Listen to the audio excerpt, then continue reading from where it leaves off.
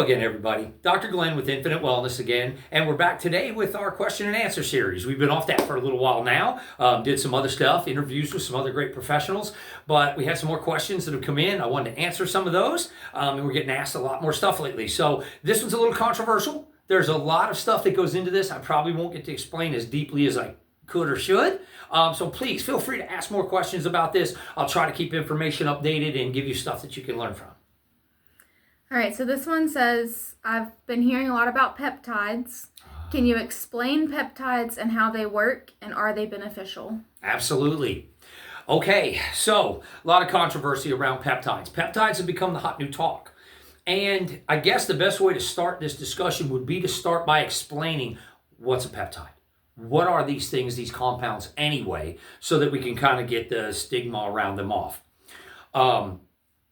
Peptides, by definition, are a similar compound to a protein, but smaller. They are branched amino acids linked together, often by carboxyl groups. So what we're dealing with here is products that are either already in the body or similar compounds to them using amino acid chains. Amino acids are the things that build or building blocks of most of our proteins. Proteins in the body have lots of different, what's the word I'm looking for?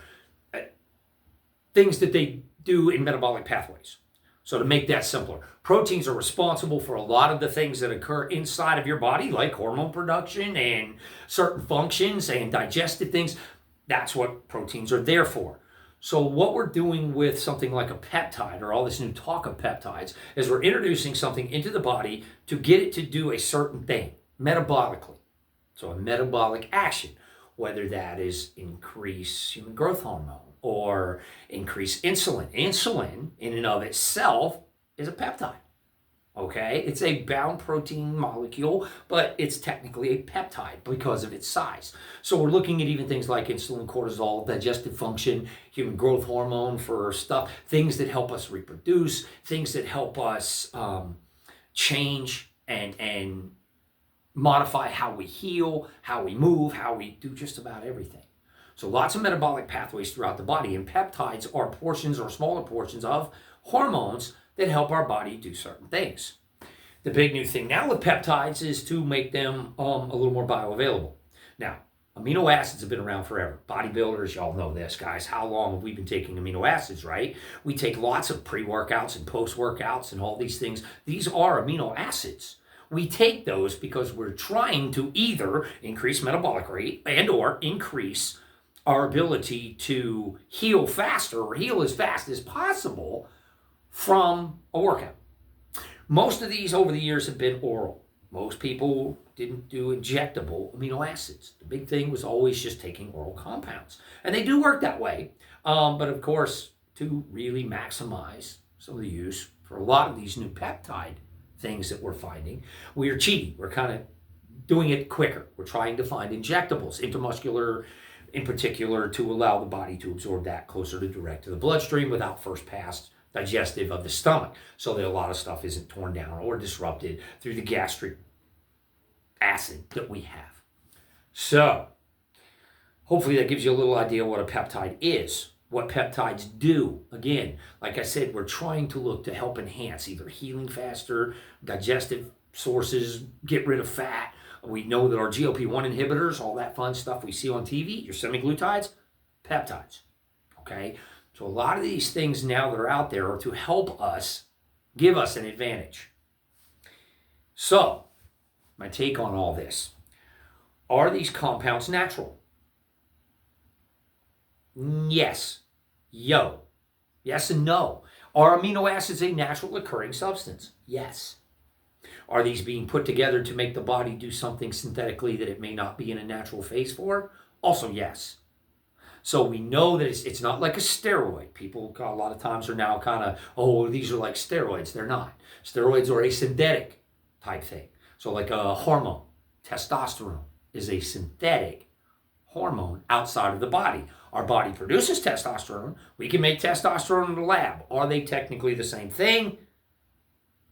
Yes. yes and no, both times. So what we're really dealing with there is we're actually putting a synthetic hormone into the body, even though it's bioidentical to our testosterone, to increase testosterone. Same thing with estrogen replacement therapy. So we know that doing that comes with side effects.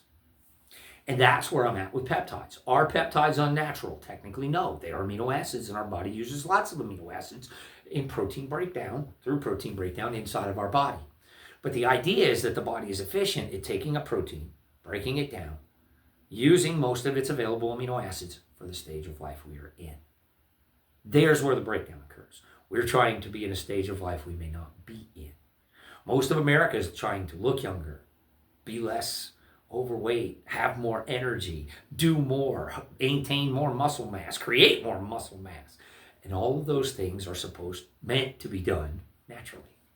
We're supposed to do those things through eating good food, having a balanced diet, doing what we're supposed to do in the gym or at home or wherever we are where we're working out and eating the way we should so that our body can do what it can do for its age. Peptides, unfortunately, now have given us the advantage to try to do something we probably shouldn't be doing. So are peptides bad for you long term? Well, some are. There's not enough research yet. That's why these are called experimental research chemicals oftentimes. The reason we don't know the long-term effects is they're fairly new. And by adding this into the body, we know that it's a natural substance. We know that not directly it's not going to hurt us one use or two uses or even short-term use.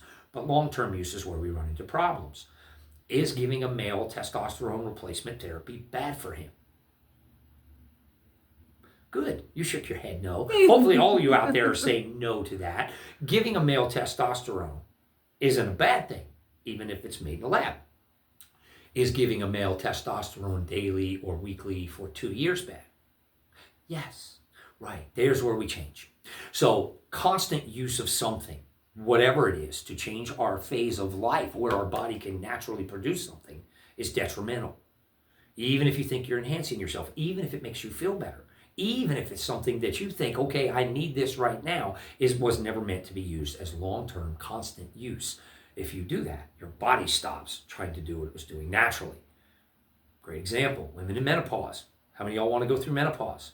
Nobody, right? No woman wants to go through that. It's not a lot of fun. Now, some of you be like, oh, I didn't have a lot of symptoms. Great, good for you, but it's still difficult. Mental changes are there even if you don't get all the physical attributes that go along with it. So it's difficult. So many, many years ago, estrogen replacement therapy, ERTs, and things of that nature, progesterone creams, were all designed to aid women going through that time frame. Problem is, too much use of that comes with side effects long term. We know one of those, a massive one, is bone loss, osteoporosis. Long-term replacement therapies create thinning of bones. They leach calcium. Why? Not because estrogen isn't natural to a woman or a progesterone cream isn't a natural compound in her body, but repetitive long-term use creates other problems. Other things age faster while we're slowing down her normal aging process to make that angst of going through that time easier. Same with TRT for men. We give them testosterone, they feel better, they don't feel like they're 65, they feel 35, and wow, what a great thing, right? Unfortunately, repetitive long-term use creates a lot of cardiovascular issues, problems in arterial stuff with plaquing and hardening, increased cholesterol levels, and all these have to be monitored. Well, peptides all fall into those groups. So where we're dealing with peptides, we're actually cheating the body a little bit. We're enhancing it. And short-term use of peptides, no big deal. If you're out there, you've got a healthy diet, you're working out regularly, you're getting ready to compete in a bodybuilding show or a fitness show or something like that, hey, more power to you. Short-term use, get the result you're looking for, aid your body to get there as quick as you can, perform in your show, and cycle off, just like a steroid user would do. Little short-term use, cycle off, let the body heal, recover from that excess use of whatever we're putting in it, whether it be amino acids or other compounds that are biosimilar to what is already made in us. We do not want to disrupt our natural hormone balances, our natural digestive balances, anything that's there. Anytime I put something in me, great example, back to insulin. If I was not a diabetic and I began taking insulin, would my body continue making it on its own if I took it for a long enough period of time? Right. It would stop. No, it wouldn't do it.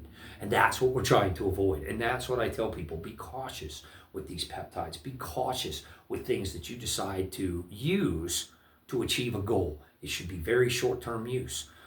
People ask me time frame. We can get into that. Give me questions. Ask me what you think you want to know. But I say anything more than a couple of months of a cycle on is too long. It should not be that long. Use them for 4 to 6 weeks. Get to a goal. Get to an achievement. Get to where you want to be and cycle off. And when I say off, I mean off. No, a little bit. I'll maintain. Guys love this one, right? If I come off TRT, I'll feel lousy, so I just need a maintenance dose. No, you don't. You are where you are in life, guys. Sorry, but that's how it works. And women, same thing. I'm all for helping you, but there's lots of ways to help with natural things. We can increase exercise. We can eat better. We can do the things we need to do to get our body to make the performance changes we want without just trying to cheat. Most of the people using a lot of this stuff aren't even healthy. They're not eating right. They're eating garbage. They're not training. They're not doing things for their body that's necessary. And there's no magic pill that's going to make you all better. That's not the way this works. And when I say pill, I mean no magic compound. So an injectable or otherwise, none of that is actually a way to get by. So for all you watching, I hope that clears up a little bit. Like I said, I'm not downing these compounds. I'm not saying they're not useful. I'm not saying in certain circumstances we need them. A type 1 insulin-dependent diabetic needs insulin, right? So, I mean, if something does not function at all, then we need something to help somebody do that. But do understand, that's the extreme case. Using it on a regular basis for someone who doesn't actually need that screws up a lot of other things. It messes up a lot of the systems that are in place to do these things naturally. So that's my whole take. Hope it helps a little bit. Please give us questions, anything you want to know. I'd be happy to keep looking into all this. I've done a good bit of research so far. I'd love to do some more even. I'm enjoying learning.